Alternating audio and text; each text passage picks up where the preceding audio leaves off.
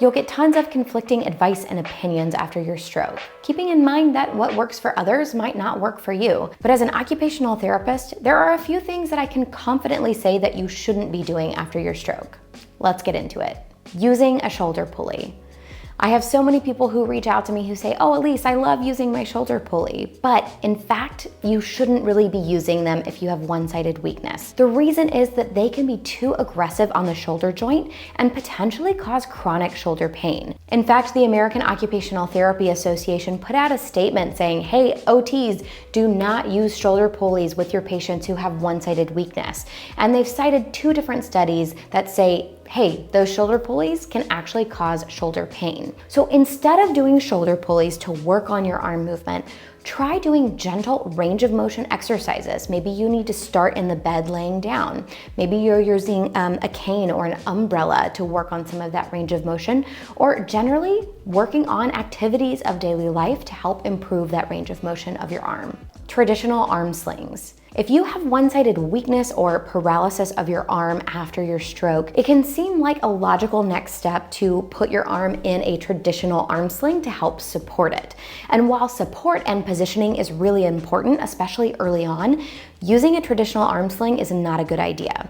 And the reason is that it actually immobilizes your arm in a flexor pattern, meaning that the elbow is bent, the shoulder is internally rotated and adducted into your body. Keeping your arm in this position for extended periods of time can lead to the development of contractures or permanent shortening of muscles and tendons, can lead to the development of chronic pain, and it can also limit your ability to try to actively use that arm. And we know that one of the most important things in stroke recovery is to keep your abilities active by using it or losing it, not using your affected side. Like I just mentioned, the first principle of neuroplasticity is use it or lose it. And there is a phenomenon that can happen after stroke called learned non-use. And this is where essentially you learn to not use your affected abilities. And often this comes down to not using your affected arm. But this can be incredibly detrimental to your recovery and your ability to make progress. And likely you're not using your affected side because it's probably easier and quicker to do things with your unaffected side. But if you have some movement, it's incredibly important that you use that movement in your home exercises, in your home rehab program, and also in your activities of daily life. And if you're saying, Elise, I have no movement at all, how am I supposed to avoid learned non-use? Well, there are actually a couple of things that you can do to try and remake those brain-body connections, even if you don't have any movement. And those are using mirror therapy, which I have a video about here. Now, you can also do something called mental practice, and this has actually been shown to work in athletes. What you do is you actually mentally practice or imagine yourself doing certain exercises or activities where you're using your affected side. There's actually quite a bit of research behind this, and it's something that you can do even if you don't have any movement. Taking aspirin without your doctor's approval. While aspirin is sometimes prescribed after an event like a stroke, it shouldn't be taken without your doctor's approval first. And this is because it comes with some less than optimal side effects. So even if you think that you should be taking it to help prevent a future stroke or cardiovascular issue, it's really important that you talk with your doctor first to weigh out the benefits versus risks. And you also want to talk to them because starting aspirin or any new medication could potentially interfere with drugs that you're already taking. Forgetting about secondary stroke prevention. After a stroke, your primary goal is probably to get as much function back as quickly as possible, and that is completely understandable. But forgetting about secondary stroke prevention is not a good thing, even if your stroke had nothing to do with lifestyle factors. Because incorporating healthy lifestyle changes is still a good thing to do to prevent or reduce your risk of future illnesses and diseases. It can help give you back a sense of control because after a medical trauma like a stroke, it can feel like a lot of your control has been ripped away. So doing the things that you can to make the changes for your future is incredibly important. Not setting goals.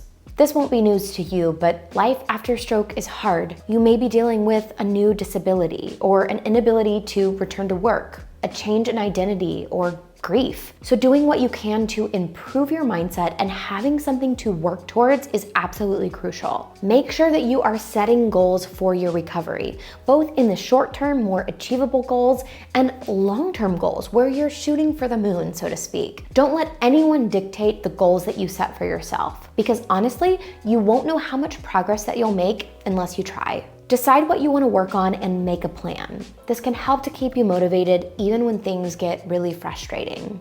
Skipping a home rehab program.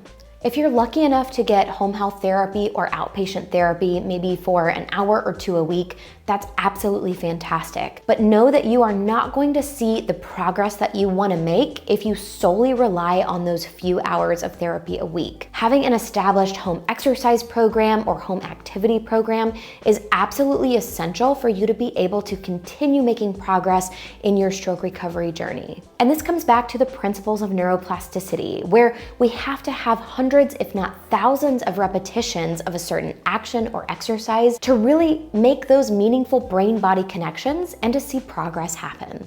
Ignoring your mental health. While it's understandable that you probably want to focus and optimize your physical health after a stroke happens, it's really important that you don't forget about your mental health. And this is for two reasons. One, the area of the brain that's been impacted by the stroke may be in charge of mood, emotions, and even personality, causing changes. And two, a stroke is a life-threatening traumatic medical event. It can make you feel anxiety, fear, depression, or even develop into PTSD. Letting your mental health take a back seat can actually impede your progress, because if you don't feel like getting out of bed, you're probably not going to be working on your home rehab program. So make sure that you take your mental health seriously. Reach out to a counselor if you need somebody to talk to. Talk with your doctor about medications that might be appropriate for you, or reach out to a loved one, a friend, or a family member just to have someone to talk to. All right, everyone, that's it for today. Leave me a comment and let me know, are there other things that you found that you shouldn't be doing after your stroke? And as always, if you found this video helpful, please make sure to leave it a like. And if you're new here or haven't already, subscribe to the channel and click the bell to get notifications for when I post new videos. Post-Stroke is a nonprofit, and you can help us keep our content free, either by giving us a super thanks by clicking in the YouTube bar below, by giving us a one-time donation via PayPal, or by becoming a Patreon member, where in exchange for a monthly donation, you get some cool perks like social media shoutouts, behind the scenes footage, and even YouTube shoutouts, of which I have a few today. A huge thank you to all of our patrons, but a special thank you to Heather G, Ryan D, and Modus Nova in our Empowerer tier. We can't do what we do without you all. Thank you all so much for watching. I'll see you next time.